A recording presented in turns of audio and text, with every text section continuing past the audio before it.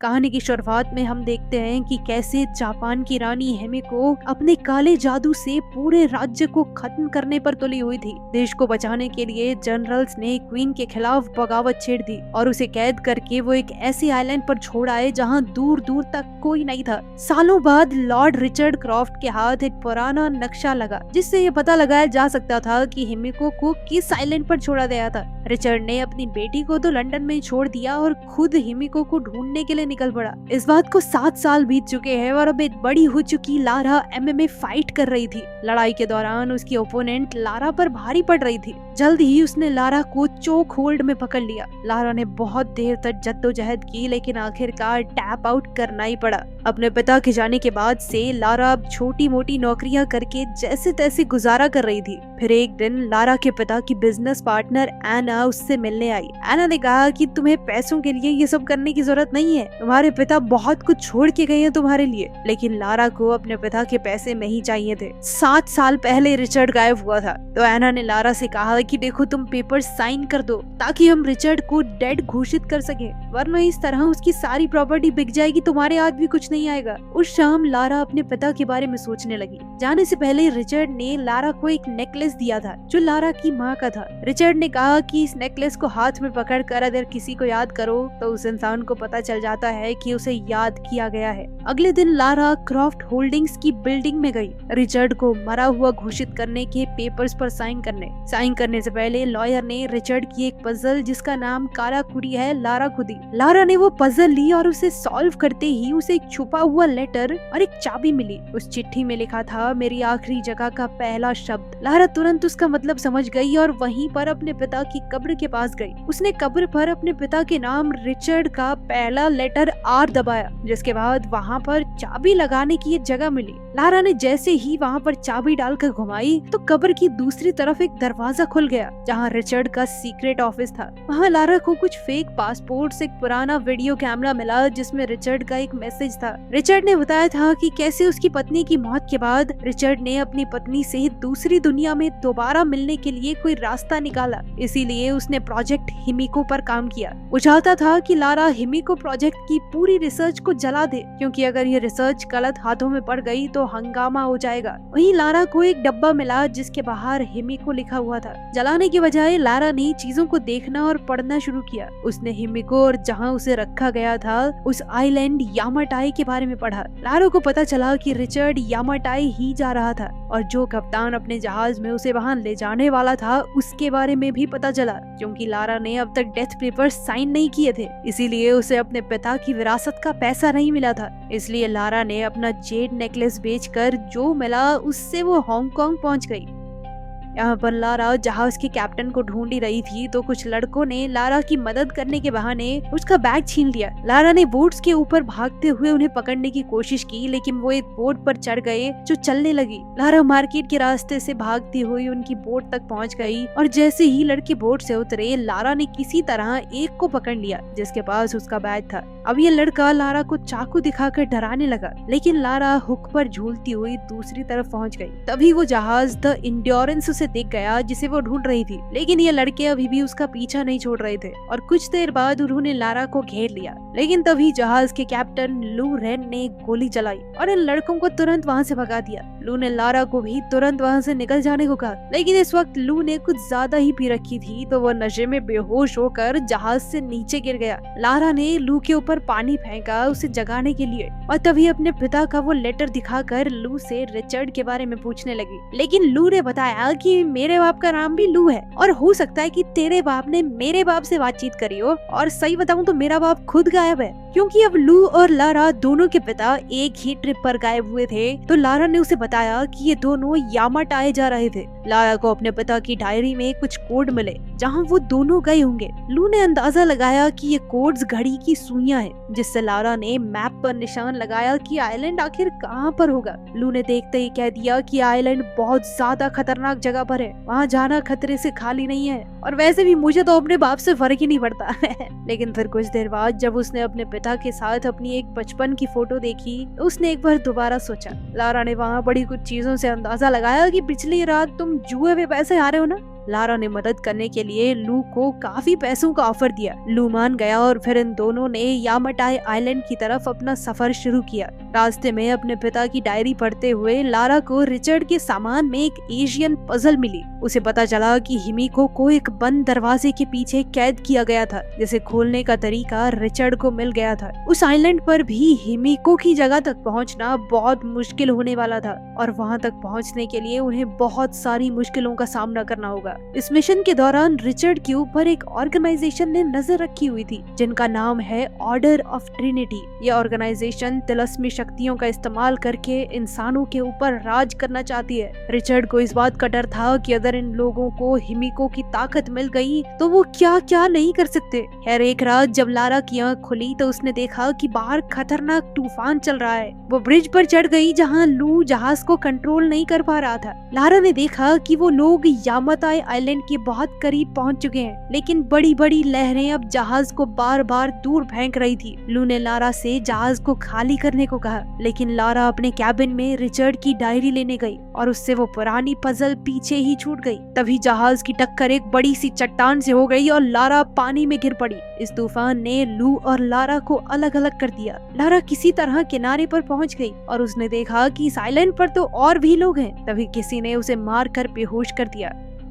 अगले दिन लारा उठी तो उसने देखा कि वो एक टेंट में है, जहाँ उसके साथ मैथियस वोगेल नाम का एक आदमी था। मैथियस ने लारा से कहा कि बिल्कुल तुम्हारी ही जैसी मेरी भी एक बेटी है। मैथियस ने बताया कि वो आइलैंड छोड़कर तब तक अपने घर वापस नहीं जा सकता जब तक उसका काम पूरा नहीं हो जाता। जब लारा ने अपना बैग चेक किया तो मैथियस ने उसे बताया कि रिचर्ड की डायरी अब मेरे पास है और अब उसे वो सब कुछ मिल चुका है जो उसे चाहिए था। मैथियस ने बताया कि तुम्हारे बाप को हमने पकड़ लिया था, उसने हमारी बात नहीं मानी, जिसके बाद उसे मजबूरन मारना पड़ा। ये सुनकर लारा का दिल बैठ गया कि उसके पिता अब इस दुनिया में नहीं है। जब लारा बाहर निकली तो उसने देखा कि कुछ कर्मचारी बम धमाकों से पहाड़ को गिराने की कोशिश कर रहे हैं। जब लारा को बंदी बनाकर ले जाया जा रहा था तो उसने देखा कि लू को भी कैद कर लिया गया है और वो लोग जबरदस्ती उससे काम करवा रहे हैं। तब मैथियस ने ऑर्डर्स दिए कि सभी लोग यहाँ से कहीं और चलने वाले हैं। रास्ते में लू ने लारा को बताया कि यहाँ पर काम करने वाले ज्यादातर वर्कर या तो ऐसे मछुआरे हैं जिनका जहाज डूब गया होगा तब वो यहाँ आते होंगे, या फिर ऐसे लोग जो इन स्मगलर्स के जाल में फंस गए। लारा ने बताया कि मैथियस ने मेरे पिता को मार दिया है और जल्द ही लू को वर्कर्स से पता चला कि उसके पिता को भी मार दिया गया है। लारा ने लू से माफी मांगी कि मैं तुम्हें इस खतरनाक जगह पर ले आई। रिचर्ड की डायरी से मैथियस को हिमिको के टोम की एंट्रेंस मिली और सभी वर्कर यहाँ तक कि लारा और लू भी इस एंट्रेंस के रास्ते को साफ करने लगे। तभी एक बूढ़ा आदमी कमजोरी से गिर पड़ा, लेकिन एक गार्ड ने कहा कि बुड्ढे खड़ा हो और काम कर, समझा। तभी लारा और लू उस बूढ़े आदमी की साइड लेते हुए गार्ड से भिड़ गए, लेकिन तभी मैथियस पीछे से आया और बूढ़े को गोली मार दी। लू ने कस्सी उठाकर गार्ड की तरफ फेंकी ताकि लारा को वहाँ से बचकर निकलने का मौका मिल जाए। जैसे ही लारा भागी तो एक आदमी उस पर गोली चलाने को तैयार था, लेकिन लू ने ऐन वक्त पर उस पर हमला करके लारा को बचा लिया। लू भी मौका देखकर उसके पीछे भागा, लेकिन मैथियस ने उसकी बाजू में गोली मार दी। लारा पहाड़ी पर पहुंची और गिरे हुए पेड़ पर चढ़कर उसे पार करने की कोशिश करने लगी, लेकिन गोलियां चलने की वजह से वो नदी में गिर पड़ी। लारा नदी से निकलने की कोशिश कर रही थी और जैसे ही वो झरने के पास पहुंची, लारा ने क्रैश हो चुके एयरप्लेन का विंग पकड़ लिया और किसी तरह से उसके ऊपर चढ़ गई, लेकिन बदकिस्मती से उसके वजन से वो जर्जर हालत में प्लेन टूटने लगा। लारा जल्दी से प्लेन के मेन हिस्से की तरफ भागी और उस विंग के टूटने से पहले लारा किसी तरह से प्लेन की बॉडी में कूद गई, लेकिन अब वो पूरा का पूरा प्लेन ही टूटने लगा और जाकर दो पहाड़ियों के बीच अटक गया। लारा को किस्मत से वहाँ एक पुराना पैराशूट मिल गया और जैसे ही लारा गिरी उसने पैराशूट खोल लिया। लारा किसी तरह बचकर जंगल में क्रैश हुई, जिस दौरान पेड़ की एक नुकीली टहनी उसके पेट में घुस गई। दर्द में चीखते हुए लारा ने वो लकड़ी बाहर निकाली और फिर उसने पास की ये गुफा में रात बिताने का फैसला किया। सोते हुए उसे कुछ आवाज आई तो वो बाहर निकली। तभी अचानक मैथियस के एक आदमी रॉकेट ने उसे पकड़ लिया। लारा ने वहाँ से बच निकलने के लिए उसकी बाजू पर काट लिया। लारा ने अपनी पूरी ताकत से उससे लड़ने की कोशिश की, लेकिन रॉकेट ने एक बार फिर उसे उठाकर जमीन पर पटक दिया, जिसके बाद वो उसका दम घोटने की कोशिश करने लगा, जिस दौरान लारा ने एक पत्थर उठाकर उसके सर पर दे मारा। इसके बाद लारा ने उसे पकड़कर उसका मुंह कीचड़ में दे दिया ताकि वो सांस न ले पाए और कुछ ही देर में रॉकेट मर गया। लारा अभी भी इस बात से शॉक में थी कि उसने किसी की जान ले ली है कि तभी उसकी नजर अंधेरे में किसी इंसान पर पड़ी और लारा बिना सोचे समझे उसका पीछा करने लगी। उसने देखा कि ये आदमी एक पहाड़ी पर चढ़ रहा था। जब वो उसके पास गई तो उसने देखा कि ये कोई और नहीं बल्कि उसके पिता रिचर्ड है। रिचर्ड को लगने लगा था कि ये सिर्फ उसका भ्रम है, उसकी बेटी यहाँ कैसे हो सकती है। लेकिन लारा ने रिचर्ड को भरोसा दिलाया कि वो सच में यहाँ पर आ चुकी है। उसे देखकर रिचर्ड की आंखें भर आई और उसने पूछा कि तुम यहाँ क्या कर रही हो। लारा घायल थी तो रिचर्ड ने उसके घाव पर पट्टी की और कहा कि तुम आराम करो, ये वादा करते हुए कि इस बार मैं कभी तुम्हें अकेला नहीं छोड़ूंगा। अगले दिन सभी वर्कर्स ने हिमिको के टूम का रास्ता साफ कर दिया, जिसके बाद मैथियस ने किसी को फोन किया। लारा सुबह उठी तो उसने देखा कि रिचर्ड दाढ़ी बना रहा था, जिसमें लारा ने उसकी मदद की। रिचर्ड ने बताया कि लारा को छोड़कर जाना उसके लिए बहुत मुश्किल था, लेकिन हिमिको की वजह से वो इस आइलैंड से नहीं जा पाया। उसने बताया कि मैथियस उसी ट्रिनिटी ऑर्गेनाइजेशन के लिए काम करता है और रिचर्ड को हर हालत में उसे हिमिको तक पहुंचने से रोकना होगा। रिचर्ड ने लारा से पूछा कि क्या तुमने मेरी सारी रिसर्च जला दी, तो लारा ने बताया कि उसने ऐसा नहीं किया। ये सुनते ही रिचर्ड काफी घबरा गया, लेकिन लारा का कहना था कि अगर वो ऐसा कर देती तो कभी अपने पिता तक नहीं पहुंच पाती। जब रिचर्ड को इस बात का पता चला कि उसकी डायरी मैथियस के पास है तो वो बहुत ज्यादा गुस्से में आ गया, लेकिन लारा को इस सब से कोई फर्क नहीं पड़ता था। लेकिन रिचर्ड ने कहा कि ये सब मजाक नहीं है, अगर हिमिको की कब्र एक बार खुल गई तो पूरी दुनिया तबाह हो सकती है। लारा ने सोच लिया कि वो मैथियस के फोन का इस्तेमाल करके ही वहाँ से निकल सकते हैं, क्योंकि इतने सारे फौजियों से लड़ना अकेले उनके बस की बात नहीं है। उसने वहाँ पर रखे हुए तीर कमान उठाए और मैथियस के कैंप की तरफ भागी।